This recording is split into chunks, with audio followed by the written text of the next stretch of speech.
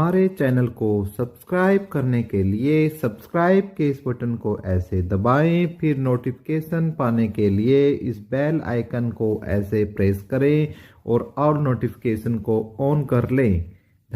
Welcome साथियों, एक बार फिर आपके अपने चैनल एपिक एजू पर हम आपका स्वागत करते हैं और उम्मीद करते हैं कि आप और आपका परिवार एकदम स्वस्थ, मस्त और बिंदास होगा। तो भाई आज की वीडियो में एक तो नए सीटी को लेकर वीडियो लेकर आए हैं और आपका एग्ज़ाम कब होगा, सारी चीज़ों के लिए देखेंगे क्या क्या अपडेट आज की आ रही है सीटी से संबंधित हरियाणा स्टाफ सिलेक्शन कमीशन की ओर से। और यदि आप इसकी तैयारी कर रहे हैं तो आपको कौन कौन सी बुक पढ़ें कि आपका स्कोर है वो कम से कम आपका 80+ स्कोर है वो हो जाए। तो उसी पर भी हम चर्चा आज की वीडियो में करने वाले हैं। बहुत ही यूजफुल वीडियो आपके लिए होने वाली है यदि आप HSSC की तैयारी कर रहे हो तो। हर चीज़ और हर बुक से लेकर सिलेबस से लेकर हर चीज़ मैं आपको इसमें बताऊंगा। लेकिन उससे पहले आपसे रिक्वेस्ट है कि प्लीज़ एक बार आप चैनल को सब्सक्राइब कर लो। जिन्होंने सब्सक्राइब नहीं किया है वो चैनल को सब्सक्राइब कर लो, जिसका तरीका वीडियो के थ्रू में बता दिया है। साथ के साथ आप व्हाट्सएप और जो PDF के लिए ज्वाइन करना चाहते हैं तो आप हमारा टेलीग्राम चैनल्स हैं वो ज्वाइन कर सकते हो, उनके लिंक मैंने डिस्क्रिप्शन में डाल दिए हैं। और व्हाट्सएप पर भी आप हमारे साथ जुड़ सकते हो, उसका भी लिंक मैंने डिस्क्रिप्शन में डाला हुआ है। तो भाई सीधी पहले तो हम बात करते हैं अपने सीटी से संबंधित कि जो आज की न्यूज़ आई है कि सीटी दिसंबर में होगा। 3 साल के लिए मान्य आयोग ने शुरू की तैयारियां।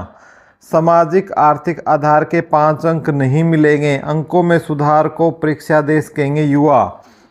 आयोग सरकार को भेजेगा प्रपोजल, एजेंसी अभी तक तय नहीं। ये हरियाणा स्पेशल न्यूज़ है भाई।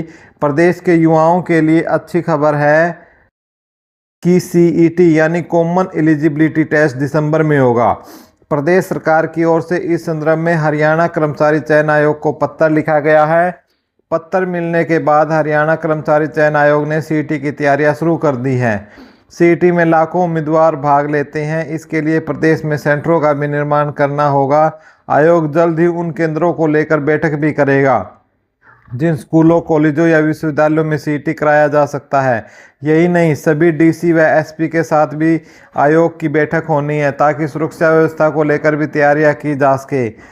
बड़ी बात यह है कि अब की बार CET में सामाजिक आर्थिक आधार के 5 अंकों का लाभ नहीं दिया जाएगा। ऐसे में जो मेरिट में आएंगे उन्हीं उम्मीदवारों का चयन किया जाएगा। हरियाणा कर्मचारी चयन आयोग के चेयरमैन हिम्मत सिंह ने बताया कि आयोग द्वारा CET को लेकर प्रपोजल तैयार किया जा रहा है। यह प्रपोजल सरकार को भेजा जाएगा। इसमें सरकार से पूछा जाएगा कि CET को एक दिन में कराया जा सकता है या ज़्यादा दिन में कराया जाए। सरकार से अनुमति मिलने के बाद ही तारीख तय होगी। चेयरमैन के अनुसार CET 3 साल के लिए वैलिड होगा। यह हर साल भी करने की तैयारी है। यदि किसी का स्कोर कम है तो वह हर साल यह परीक्षा देकर रिजल्ट सुधार कर सकता है। उसके अधिकतम अंक का स्कोर वैलिड माना जाएगा। यही नहीं है, अभी तक CET को लेकर एजेंसी भी तय करनी है। पहले यह NTA की ओर से कराया गया था। पिछली बार 12 लाख युवाओं ने परीक्षा दी थी और इनमें से करीब 8.5 लाख पास हुए थे और इनमें से 3.5 लाख ने क्वालिफाई किया था। उसके बाद 2 लाख पदों पर भर्ती होनी है। भाजपा ने सत्ता में आने से पहले प्रदेश में 2 लाख पदों पर भर्ती करने का वादा किया था। इसी अनुसार अब पक्की भर्तियों की जाएंगी। खास बात यह है कि सत्ता संभालते ही नायब सिंह सैनी ने 24,000 भर्तियां मेरिट पर देने का काम किया है। और जो प्रधानमंत्री जी है PM मोदी, उन्होंने भी एक भाषण में बहुत ही तारीफ की है जो कि 25-26 हज़ार नौकरियां दी गई है।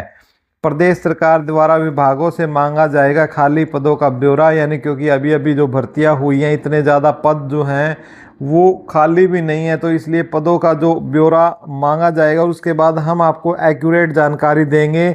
और अभी तक जो भी जानकारी आपके सामने आ रही है भाई, जिसमें आपसे बोला जा रहा है कि कलरक की इतनी आएंगी, कंडक्टर की इतनी आएंगी, SC की इतनी आएंगी, तो भाई सब क्या है, सब आपको बहकाने फुसलाने का काम है। क्योंकि जितने भी बड़े बड़े चैनल, जितने भी लिंक्ड है हरियाणा के, सभी क्या है भाई, सभी अपने कोचिंग सेंटर चलाते हैं। और यदि वो आपको ऐसे नहीं बताएंगे कि 3,000 कंडक्टर की आएंगी, 4,000 ड्राइवर की आएंगी, 3000 क्लर्क की आएंगी, मंडी सुपरवाइजर की आएंगी, ऐसे हम भी बता सकते हैं। लेकिन भाई प्रपोजल है, अभी तक सरकार ने प्रपोजल भी नहीं भेजा है, क्योंकि अभी तक ज्वाइनिंग होनी भी बाकी है। और प्रपोजल भेजने में भी अभी क्या है भाई, 2 मंथ तक टाइम लग सकता है प्रपोजल आने में। क्योंकि कैसे, आप पूछोगे कि सर 2 मंथ क्यों? क्योंकि रिजल्ट के बाद से 2 मंथ का टाइम दिया है सरकार ने कि भाई ज्वाइनिंग भी कर सकते हो, मेडिकल भी दे सकते हो, ज्वाइनिंग ले सकते हो। तो इस पूरी प्रोसेस में 2 मंथ का समय लगेगा। उसके बाद ही विभाग ये बता पाएंगे कि हमारे यहाँ पर ये सीट खाली है। तो इसलिए आप तैयारी करते रहे। हो सकता है कि आपका जो एग्ज़ाम है वो दिसंबर में भी ना हो, ठीक है, हो सकता है आपका क्या हो, जनवरी में ये एग्ज़ाम आपका कंडक्ट हो। ज़्यादा चांसेस इसके क्या है, दिसंबर में इसके चांसेस 10% है, और जनवरी में इसके चांसेस, जनवरी या फरवरी में इसके चांसेस आपके 90% है। कहने का मतलब ज़्यादा चांस है। तो अब इसी कड़ी में मैं आपको सिलेबस बता देता हूँ, इसमें आपको क्या क्या आता है एग्ज़ाम में। इसमें आपका भाई जो हिंदी है, ठीक है, वो आती है आपकी 15 नंबर की। इंग्लिश है आपकी, इंग्लिश भी आपकी 15 नंबर की आती है। जो मैथ है, मैथ भी आपका 15 नंबर का आता है। और जो रीजनिंग है आपकी, रीजनिंग भी आपकी 15 नंबर की आती है। ठीक है, यहाँ सर आपके क्या है, 60 नंबर यहाँ पर कवर हो जाते हैं। और इसके बाद जो जीके हैं, जीके में सब कुछ आ गया भाई। इसमें आपका साइंस भी आ गया, हिस्ट्री भी आ गई, कंप्यूटर भी आ गया। ये लगभग इसके क्वेश्चन कितने आएंगे, पिछली बार 15 आए थे, आगे जो भी आता है हम आपको बताएंगे। तो इस प्रकार से 15, 30, 60, 75 नंबर की ये आई थी। और जिसमें हरियाणा जो जीके का जो हिस्सा था वो आपका 25 नंबर का था। तो इस प्रकार से 100 क्वेश्चन आए थे, ठीक है, 100 क्वेश्चन टोटल आए थे। और जिसमें एक क्वेश्चन 0.95 समथिंग का था। लेकिन इस बार एक क्वेश्चन 1 नंबर का ही होगा, क्योंकि 5 मार्क्स थे इसमें। जो सोशियो इकोनॉमिक्स के जो 5 मार्क थे वो अब हटा दिए गए हैं, जड़ से ख़त्म हो गए हैं। तो आपको इसके लिए अब आपको सिलेबस पढ़ना है। अब आपको हिंदी के लिए, इंग्लिश के लिए, मैथ के लिए, रीजनिंग के लिए कौन सी किताबें पढ़नी है, वो उन पर भी हम चर्चा कर लेते हैं।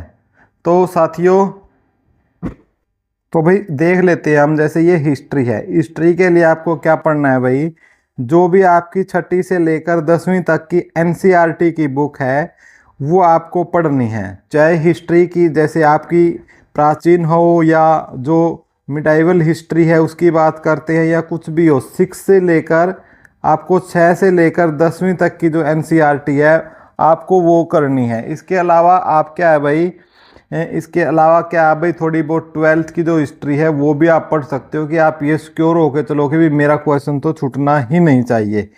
जियोग्राफी के लिए हम बात करते हैं, इंडियन एंड वर्ल्ड जियोग्राफी के लिए आप पढ़ सकते हो। ये आपकी अथरिया कंपनी है, मैकबुक के नाम से आती है। या एक बुक आती है महेश कुमार बर्णवाल के नाम से बुक आती है। भाई मेरे पास भी ये महेश कुमार बर्णवाल की बुक है, हम भी स्टडी करते हैं नॉलेज के लिए, इसे पढ़ते हैं तो बहुत अच्छी बुक है।